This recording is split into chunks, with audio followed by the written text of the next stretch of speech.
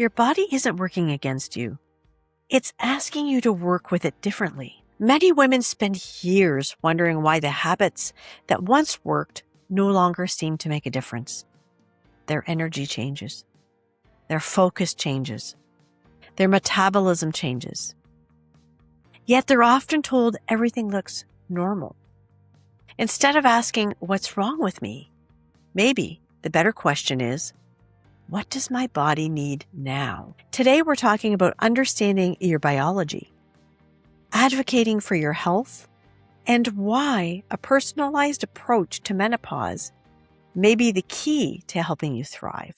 Hello, and welcome to the Menopause Mindshift Self-Love Podcast, where we are inspiring women in menopause to unleash their inner queen, write their own story, and define their own menopause journey.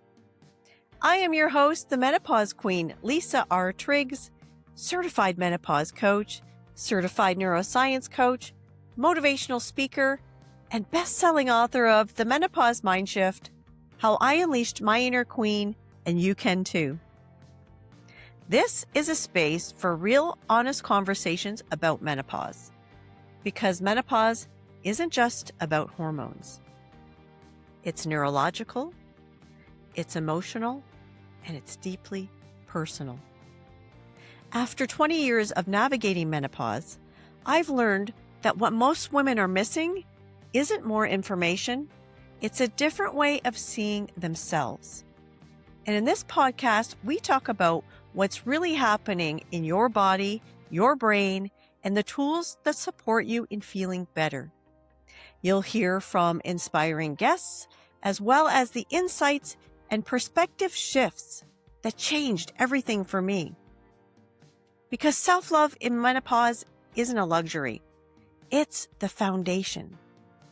So if you are ready to think differently about menopause, reconnect with yourself, and define your own journey, you are in the right place.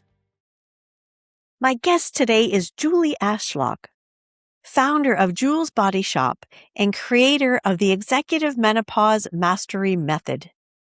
Julie works at the intersection of female physiology, executive performance, and women's health, helping women understand the biological changes that occur during perimenopause and menopause so they can reclaim their energy, cognitive clarity, and confidence. As a certified nutritionist and certified menopause coaching specialist, Julie believes women aren't broken.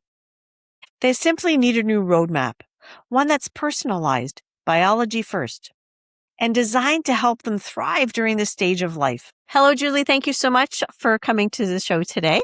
So happy to have you here. Well, thanks, Lisa. It's a pleasure being here today, and I appreciate you having me on. So I am a certified menopause coaching specialist, certified master health coach, and certified nutritionist. And basically, I'm passionate about helping women thrive through the second chapter of life holistically.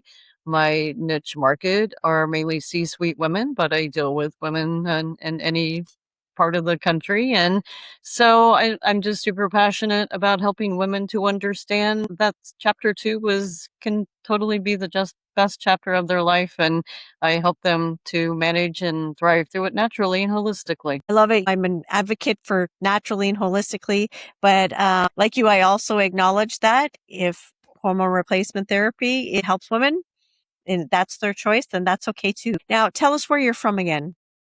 I'm in the Tampa Bay area, just east of Tampa Bay. I've been a resident here since early 2000s and originally from Indiana. So that's where my roots are. I love that. So you get nice warm weather pretty much all year round. More warm weather than we want to some days, but yes. I did visit Tampa a couple years ago when we were in Orlando and we drove down. So what does it typically look like when somebody engages you? Can you walk us through that? Sure.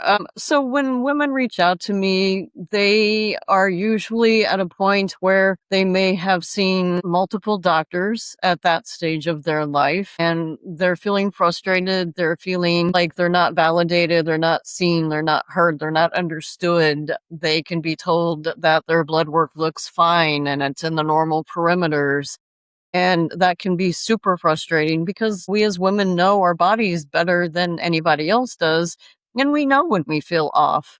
And so Yes. when you're told by different doctors who unfortunately are not trained in menopause at Yeah. all, that's self-proclaimed. I'm not bashing doctors. They say that themselves. And especially if you're experiencing more than one symptom, you may go to see a cardiologist. You may have racing heart. You may be feeling super anxious. You may be going to see an endocrinologist because you're feeling things are off. And those doctors are doing tests and they may be told, maybe you're told everything looks fine. There's nothing we can do for you. And then those doctors aren't connecting the dots with each other, and so women end up feeling really frustrated. They feel like maybe there's no hope for them and that they don't know that there are natural alternatives.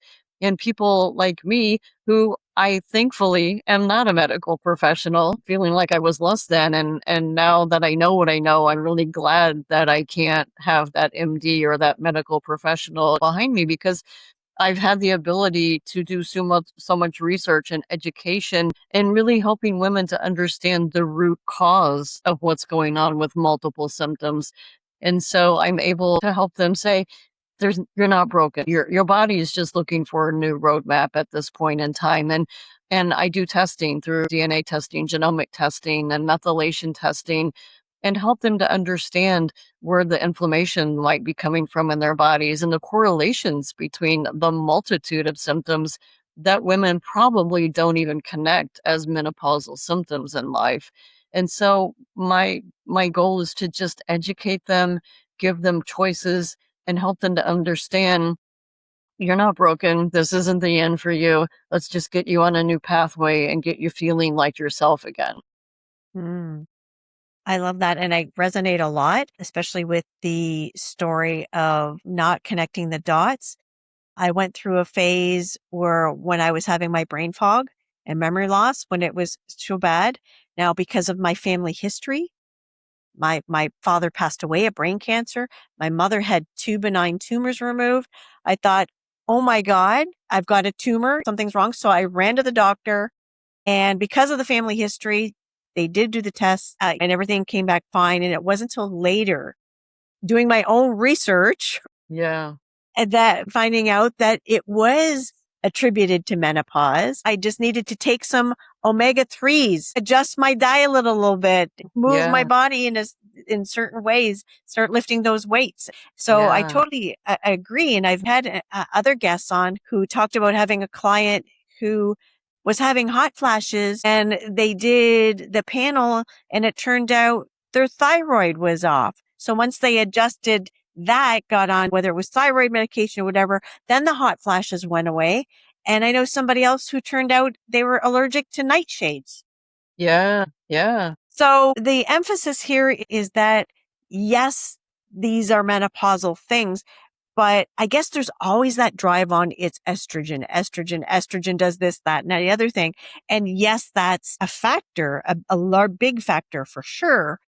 But I guess people like us encourage us to get the full picture, get the full Yeah. picture, get the No, full panel done because it's more than just estrogen. And I know from my own experience that having that full picture and being able to make adjustments in other areas can make a huge difference. absolutely, 100%. I mean, the first thing that I'm the biggest advocate for is do your research. There's so much information out there and there's so much confusing junk, just to be blunt. And so when women come to me and they go, "Well, I've heard this and I'm afraid of that, and my doctor tells me I can't do something because of family history or because of this concern." And so much of that information is so antiquated and it was never right to begin with. If you go back to the Women's Health Initiative, the research that came out that was so misleading, and so many doctors and so many women have been misled and misdiagnosed and not provided care because of antiquated information, and research is changing every single day. That's one of the biggest things that I really like to look at, and I'm a big proponent of, is what's changing, because it is changing so quickly right now, Right and so now, much absolutely. Yeah. So much new information is available. And my whole thing is no two women are alike. One size does not fit all. It doesn't fit any of us. Just because you and I have similarities, we have so many distinctions between us. And what may work for you may not work for me. And we may have underlying issues that, if they're not brought to the surface and we talk about contraindications or reasons why this may be better for you than something else. And so everybody really has to advocate for themselves the hardest, because you can't rely on your doctor for information. You can't go online. I mean, it's maddening. I belong to so many social media pages of women that are going, what do we do about this? And you have this whole multitude of women who I'm sure have good intentions of answering things. But it's like, just because that damaged you doesn't mean like you had an underlying issue. You want to steadfastly say HRT destroyed you. No, you had underlying issues that weren't uncovered and weren't talked about, or why something was damaging for your health isn't going to be that case for somebody else. And so for me, it's like, advocate for yourself, do your research. For me, if you work with me, it's testing. We're testing your DNA, we're testing methylation to see how your body is processing things and what's really going on at a root cause level, and figuring out exactly what your body is missing and needing. And you kind of have to do trial and error a little bit, but you can't be afraid. You can't be afraid of all of the abundance of people out there trying to scare you out there, because there is a Noise, I call it. solution. The The outside noise. noise. Yeah. Yeah. Walk me through DNA testing a little bit. I haven't done that yet myself, but you've got me very curious now, because I think this is something that's fairly new. DNA testing tells you what? If we're You're predisposed to predisposed. certain conditions. So the DNA testing that I do it's a 46-page owner's guide for your car. This is your personal owner's guide to longevity. It tells us exactly what your macro breakdown should be. So many women have gone through how many thousands of diets and variations, and things that used to work don't work anymore. And so it tells us your macro breakdown, and your macros being proteins, healthy fats, and healthy carbs. So it tells us what the ratio should be. So if people have a high sensitivity to fats, like keto diets are never going to work for them. And if you have a high sensitivity to carbs, like, it gives us that foundational information. It tells us what type of exercises your body wants and needs and is going to best respond to. To that It in depth. yeah, Wow. it tells if your fat is being held above or below your muscle, because that makes a huge difference on if you're going to lose weight by working out, or if you can work out till hell freezes over and your fat is above it. That's not going to change it. But there's a really significant issue and a variant out there, and it stands for MTHFR, is what the short term is. It stands for a very long name, but what it essentially means is that your body doesn't process folic acid the way that it's supposed to. If you've ever known women who have had a challenge either getting or staying pregnant, there's a very high likelihood that they have one of the 3 gene variants, but science is now linking the variants also to a multitude of autoimmune issues going on. And so knowing if you're dealing with an MTHFR variant is so foundational in a lot of women's health. That is discovered through a DNA test. Tells about caffeine sensitivity. It gives us your water soluble vitamin deficiency information. There's literally so much information that we can piece together and From your create DNA. from the Wow. DNA and find a solid foundation from that. And the methylation test that I also offer is in addition to that, but it really helps us to see and understand how your body absorbs vitamins, how it's absorbing and how it's handling inflammation. So many more deep diving factors that when we couple that together and figure out what is missing supplement wise, that can be so foundationally life changing for people. Is that something that you have to do in person? Like what's required for these tests? Because I'm thinking I want to have that done. You get such an in-depth test. I'm thinking I could probably go to my doctor. Well, first of all, I'm in Canada, so different thing for me. Yeah. But I don't think I'm going to get the details of results that you're going to get. But is the DNA, like, is it done by blood or It's actually saliva? a saliva cheek swab. Yeah. So Can you like mail it in? Yeah, unfortunately, it's only available in the States right now if you have a US mailing address. Well, So I got that's relatives that live there, so okay. okay. Well, then absolutely. The lab is in the state of Washington and it's completely HIPAA compliant. So people who have a concern about your personal information being sold, this lab absolutely guarantees confidentiality. And so, yeah, finding that information out is my main foundation for how I work with my clients. I wish that was available a few years ago. My daughter has gotten some DNA testing done as far as autoimmune because she has endometriosis, but my husband has celiac disease. So she got it to see if she would have the gene to develop celiac.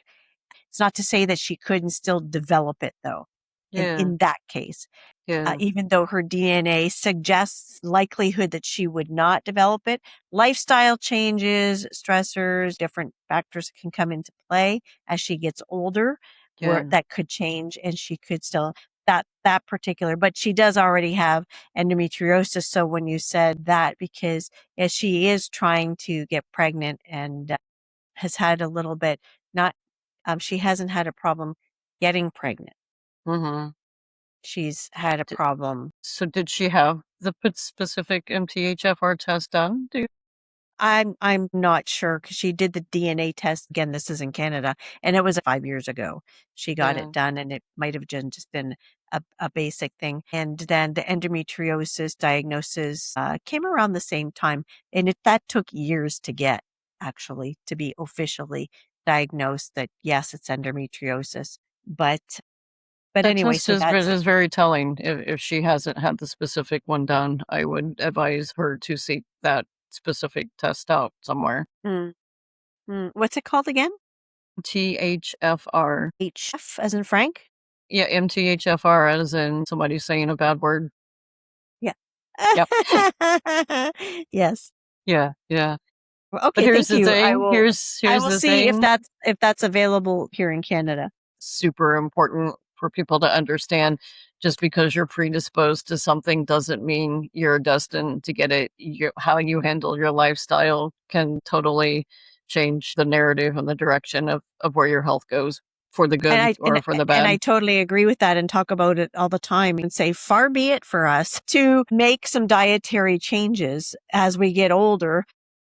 I know for myself, like I can't digest the dairy and all that as well as I used to. So I know if I'm going to eat ice cream or something, I'm going to get bloated.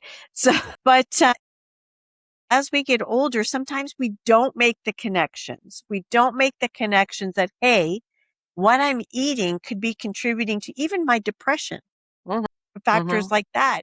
Yeah, Do we consume a lot of pop and sugar, junk food, McDonald's? It is sure when our kids are younger and we're busy and they got activities. Yeah, sure. It was almost a regular thing. Once a week, we'd be hitting the drive through on the way to soccer practice or sure, something like that. sure. That's when Yeah. our bodies are younger but as we get older, that changes and our metabolism, our body makeup, where our hormonal shifts and our bodies just cannot handle and digest and these things anymore. And so many people don't put that connection together that, hey, 100%. what I Yeah. might be putting in my body might be attributing to the way I'm feeling, my sluggishness, my depression, even my lack of focus.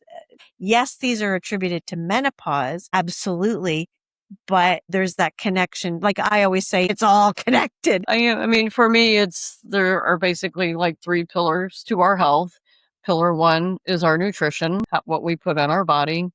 Pillar two is are we exercising and moving our body? And pillar three is our sleep.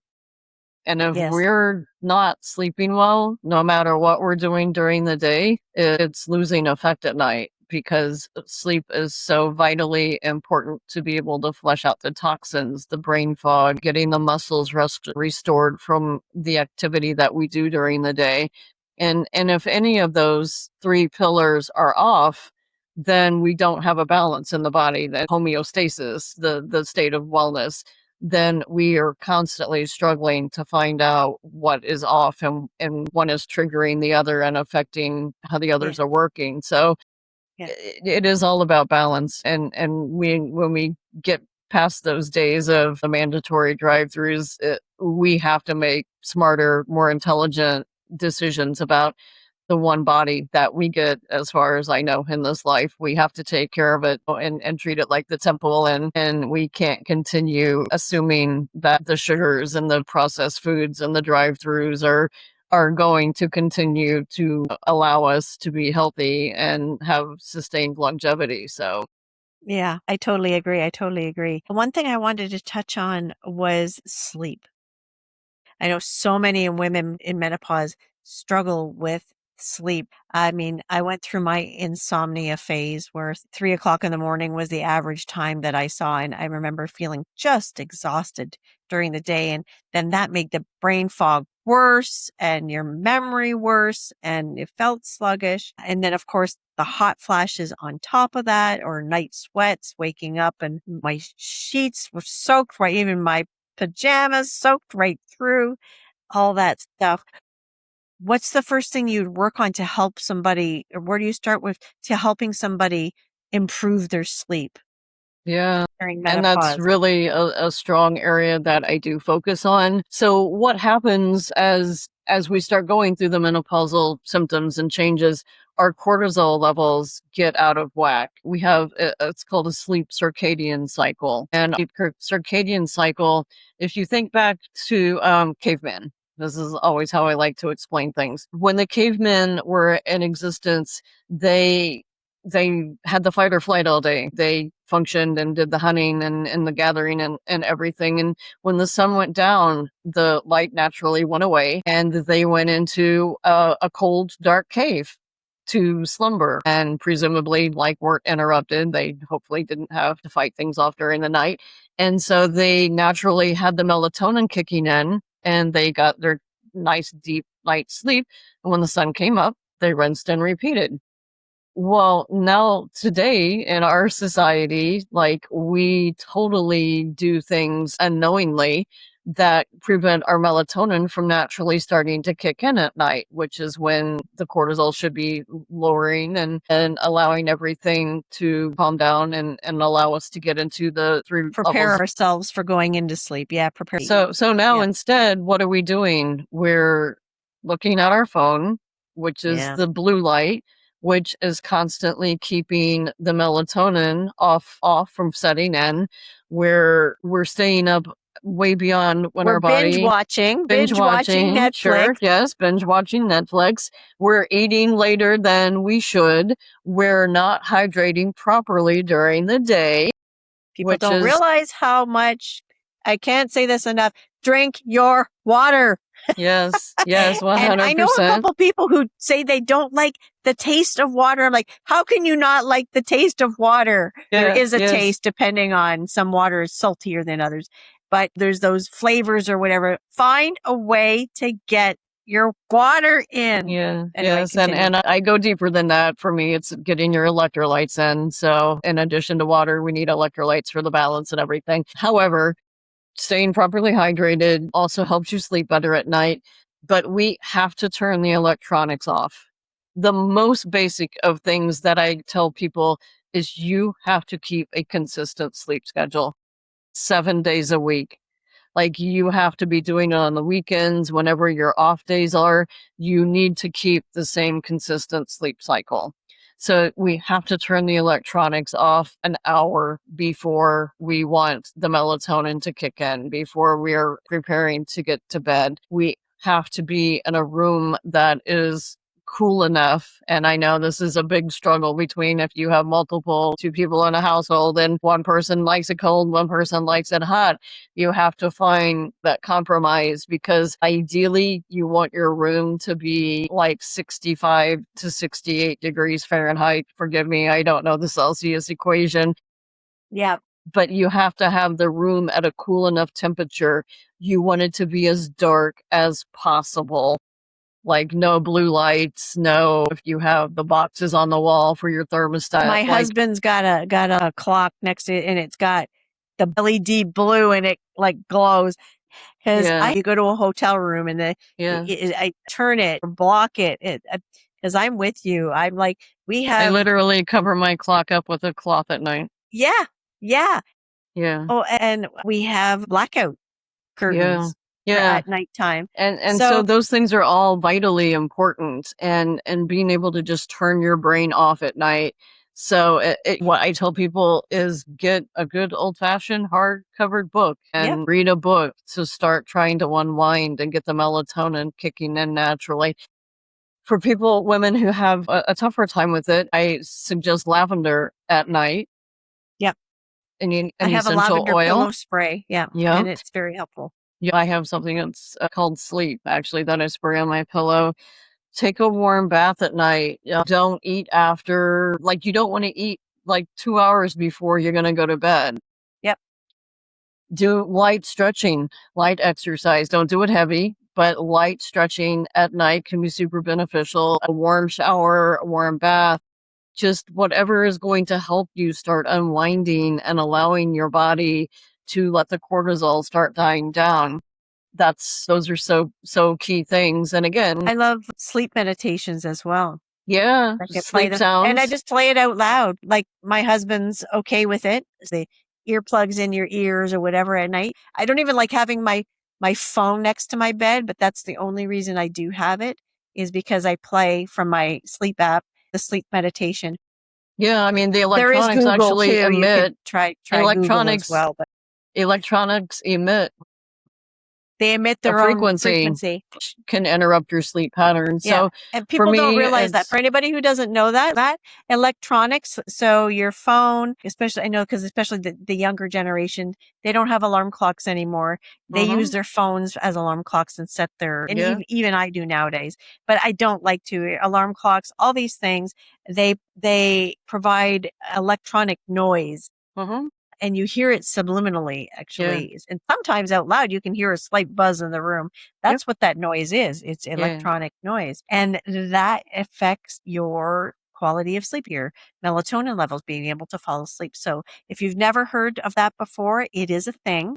yep. It is a It real is a thing. thing, electronic noise. And that's why I say, I don't love to have my phone. In fact, I put it like at the end of my table is kind of farther away Yeah. from me. And the only reason I have it is because I have the app on my phone so I can play my sleep meditations. Yeah, for me, it's fans. I have to have the The fan noise. airflow, but I Yeah. have to have the noise. Like, I Yeah. absolutely have to That have the noise of a consistent fan. Yeah, sound. I'm opposite. I need it absolutely quiet. it's Like maddening. Quiet if is my maddening husband to falls me. asleep before me and he starts snoring, I'm awake. Like I end up nudging him. We got adjustable beds. We each have our own. I'm not above going over to his side and hitting that little and moving him up a little bit more so that he and then nudging him because it's mostly just when he's on his back. He's fine when Yeah, he's on his yeah. side typically. And So I know having a unfortunately, snoring partner. that can be a real detriment. It can truly, truly be a detriment for a lot of people. Absolutely. I have lain there and going, oh my God. In fact, I've even kind of woken up going, seriously? Yeah. Or I give him the big nudge kind of thing. And Yeah, I mean, I've so had so many women say, "I don't have a problem sleeping. It's the person next to me that keeps me awake." So that struggle is real. So yep, yep. again, the white And noise and the fan totally can help yep. to block some of I'm not above snoring myself now, apparently, as well. So yes, ladies, that does happen as well. Cause he'll say, well, you yeah. snore too. And I'm like, I'm okay if you like give me a gentle nudge or something like that. Tell me to roll over, whatever. Cause and snoring in us is often attributed, since we're on the topic, to our little bit of weight gain. Yeah. That's often the biggest factor of snoring is that little bit of weight gain that we have. So if you've gone to the night clinic, the sleep clinic, and they're saying that you have sleep apnea, Yeah. all I'm going to say is if you lost a couple pounds, you probably wouldn't have that issue anymore. That's all I'm going to say. And the last thing I say about sleep is magnesium glycinate can Yes. be incredibly helpful to help you sleep as well. So Which one did you say? Glycinate? Yeah, Because magnesium glycinate. let's let everybody know, and because I didn't know this myself, there are different forms of magnesium. There are, yeah. Because I developed an issue. It's not as bad now, but for a long time, I couldn't take supplements that had magnesium stearate in it. Mm-hmm. Most supplements, because I believe it helps with digestion in your capsule. So magnesium stearate, for the longest time, it actually kind of gave me anxiety. Mm-hmm.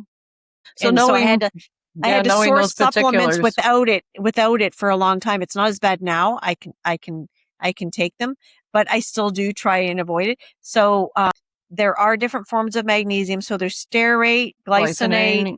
Yeah, there's actually and I like think there's 7 different one or two varieties of more, but magnesium. glycinate is the one that helps with sleep, Yes. correct? Yes. All right. Oh, citrate is one of them. Correct. Citrate, I think, is more for your heart support or something like that, or metabolism. I think, I can't remember. I Because I believe that have is that correct. on another, yeah. Yeah. But glycinate is the one that we want that helps with sleep, just in case anybody didn't know that. Yep. So those are my primary recommendations for people to get the best night's sleep. Consistency is truly Yes. what, and a lot of Get that people struggle routine with and that routine. start And that routine. Absolutely. I have my own routine. Yeah. And unfortunately, the TV usually goes off at around 11. And then my husband can go to bed and he'll fall asleep right away. He doesn't. When women in menopause, though, our brains start going sometimes. And this is why you say you got to have that book by your bed.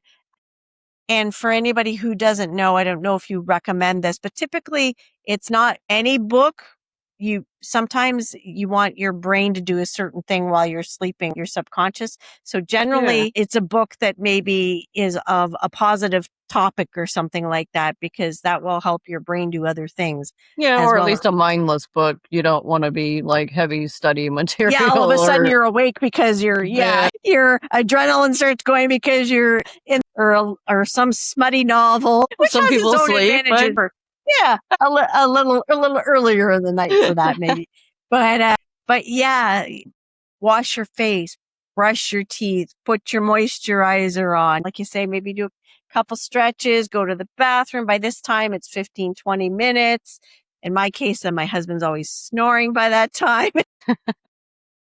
But that works, and that get in, and then like you say, read your book, put on your music, yeah.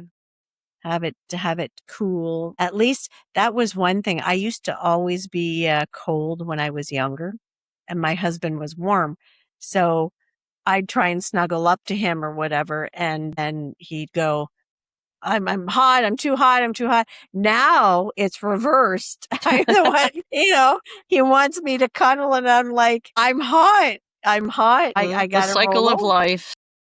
Can't seem to get a break. Can't seem to get a break. Isn't it funny how with partners in general, it never seemed to be able to get a break, but it's a work in progress. Always, always. That's what keeps things exciting. So yeah, definitely. I wanted to focus on that because what a lot of people struggle with most is getting their sleep, because they're waking up with the sweats, or they have the insomnia. So it's important to know that these are all things that can help with that, because particularly when it comes to the hot flashes in night, because the hot flashes are a response. All of our menopause symptoms are really a response to Yeah. something that's happening physiologically. Yeah. I mean, for me, I have always been warm at night. So it's been a lifelong, even in my 20s, I just always have ran warm at night. Yeah. So it's just, again, like keeping a cold glass of water maybe Yep. next to your bed, something Yep. that simple, that if you start to feel like you're heating up, then take a nice cold drink of water. I used to do peppermint for a while too.